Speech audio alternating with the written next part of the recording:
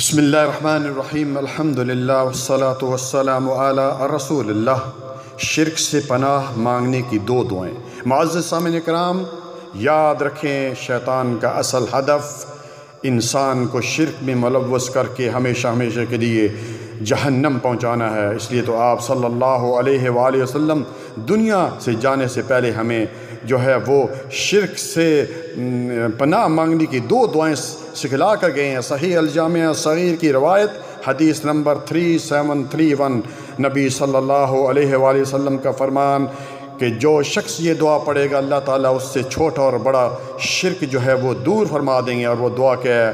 اللہم انی اعوذ بک ان اشرک بک وانا اعلم واستغفرک لما لا اعلم۔ ترجمہ: اے اللہ، میں تیرے ساتھ شریک ٹھہرانے سے تیری پناہ میں آتا ہوں حالانکہ میں جانتا ہوں، اور میں تجھ سے ان گناہوں کی معافی مانگتا ہوں۔ دوسری دعا قرآن کریم کی صورت ہے صحیح الجامع صغیر کی روایت حدیث نمبر 1172، اور ترمذی حدیث نمبر 145، اور ابو داؤد حدیث نمبر 5055، اور ابن حبان میں بھی یہ حدیث موجود ہے۔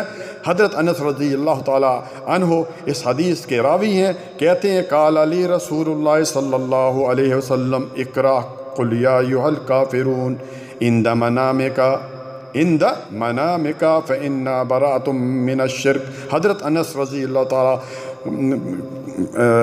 فرماتے ہیں کہ مجھے نبی صلی اللہ علیہ وآلہ وسلم نے فرمایا سوتے وقت یہ سورۃ قل یا ایھا الکافرون پڑھ لیا کرو، یعنی پوری ختم کر کے پڑھا کرو، کیونکہ اس کا پڑھنا شرک سے برات ہے۔ تو پیارے بھائیوں اور قابل احترام بہنوں، اس سے ہمیں یہ بھی پتہ چلا کہ امت میں شرک رہے گا۔ اس لیے تو آپ صلی اللہ علیہ وآلہ وسلم ہمیں یہ دو دعائیں اس دنیا سے رخصت ہونے سے پہلے بتا کر چلے گئے۔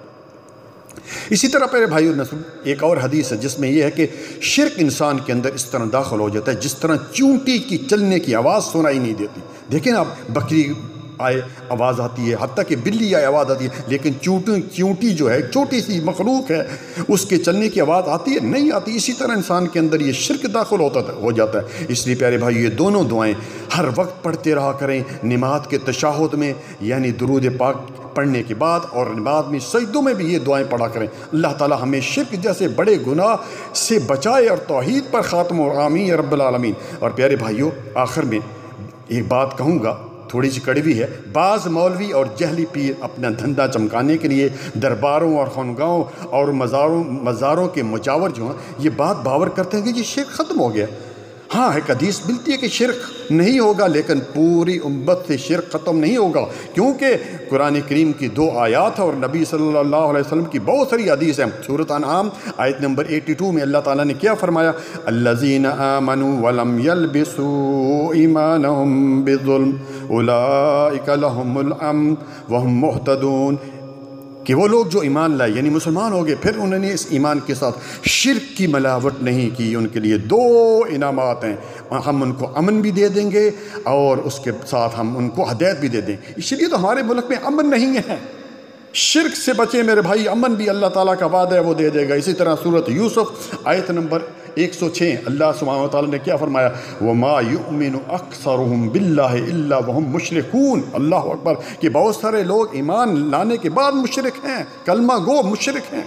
یہ میں نہیں کہہ رہی، قرآن کریم کی آیات ہے۔ پیارے بھائیوں، میرے اسلامی بھائیوں، شرک ہی وہ سنگین اور ناقابل معافی جرم ہے جو انسان کو ہمیشہ کے لیے جہنم کا ایندھن بنا دے گا۔ ایسی خوفناک جگہ جہاں آگ کا لباس پہنایا جائے گا، جب ایک کھال جل جائے گی دوسری کھال سے بدل دی جائے گی۔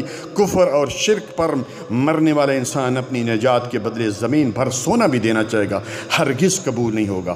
عذاب سے بچنے کے لیے اپنی اولاد، اپنی بیوی، اپنے بھائی اور اپنے خاندان کو حتیٰ کہ روئے زمین کے سب لوگوں کو دے کر بچنا بھی چاہے گا۔ پیارے بھائیوں، نہیں بچ سکیا۔ اس لیے جانے یا انجانے اگر شرک ہو گیا ہے تو پیارے بھائیوں اب بھی موقع ہے، اللہ تعالیٰ سے توبہ کیجئے اور توحید پر آ جائیے۔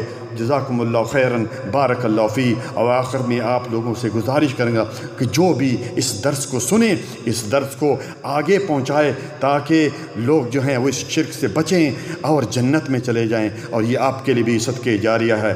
جزاکم اللہ خیراً، بارک اللہ فی۔ السلام علیکم ورحمۃ اللہ وبرکاتہ۔